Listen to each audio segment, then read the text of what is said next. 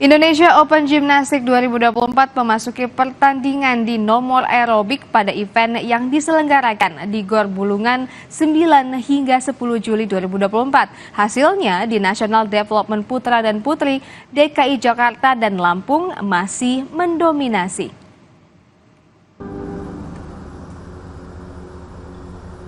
...75 atlet dari 16 perwakilan PPLP dan klub diantaranya Jambi, Lampung hingga Jawa Barat mengikuti ajang Indonesia Open Gymnastics 2024 pada nomor pertandingan aerobik.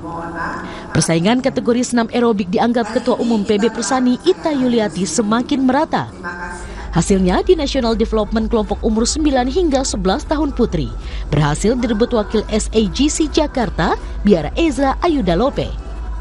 Sementara di putra, atlet Lampung berhasil mendominasi yang diwakili Faris Atar Purnomo dari XAGC Lampung. Nantinya atlet terbaik dari hasil Indonesia Open Gymnastics 2024 di masing-masing kategori akan dipersiapkan mengikuti single event gimnastik.